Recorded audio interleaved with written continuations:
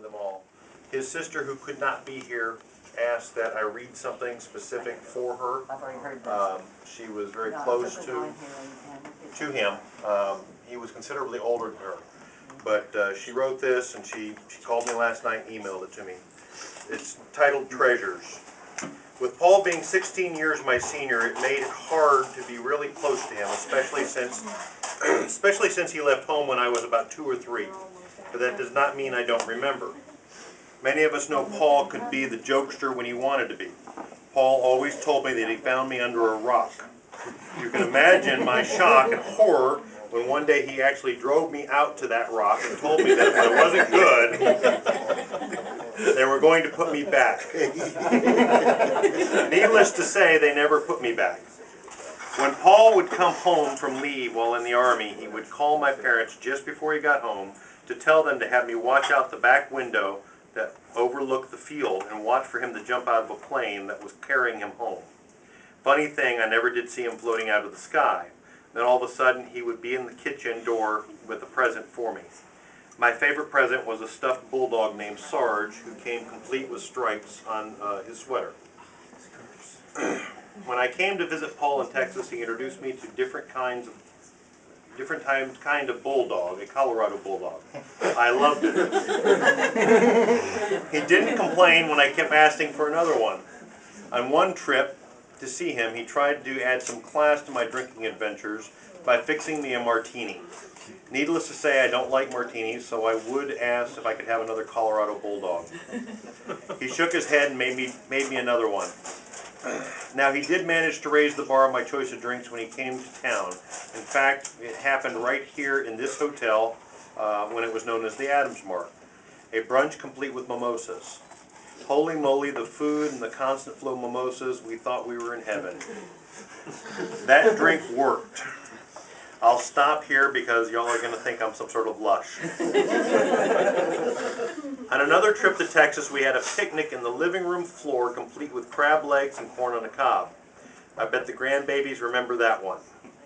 We always made a trip to bet on the ponies or the dogs in Corpus, the Texas State Aquarium, when my daughter was little. Paul knows how to make life fun. Before Paul settled in Texas, he was a wandering soul. He moved around and never quite seemed to settle in one place for long.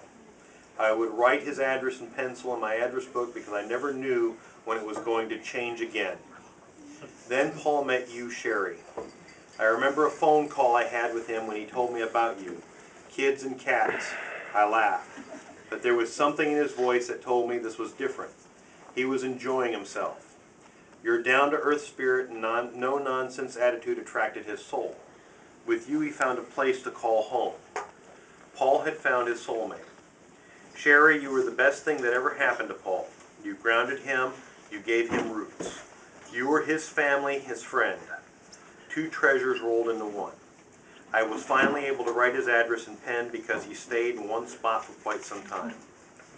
Paul's door was always open to his family and friends. When my parents became snowbirds, he welcomed them to stay for a month.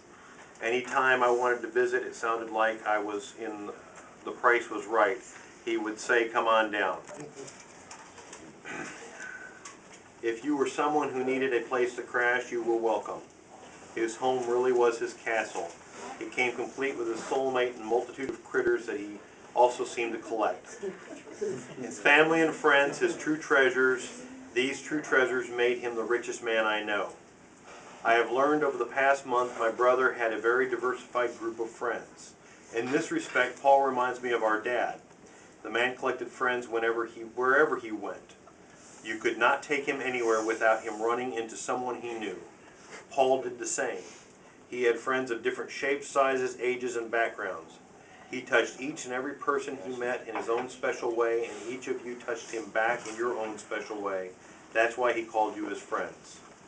I am now just beginning to hear stories of some of the lives he touched and feel honored to call this man my brother. As I read the online guest book, I realize he made people laugh and feel good about themselves. To some, he was a problem solver. Some hadn't seen him in a long time, but they still remember how he made them feel. This was the legacy he left behind. He had left a little bit of himself with each of us, and we need to treasure those memories. When I was writing his obituary for the paper here in Ohio, I thought about listing the Lung Association or his favorite charity for people to send a tribute in his name, but it just didn't seem fit. After thinking about who he was and what he meant to so many, I think the biggest tribute we can pay to Paul would be to keep his legacy alive by paying it forward.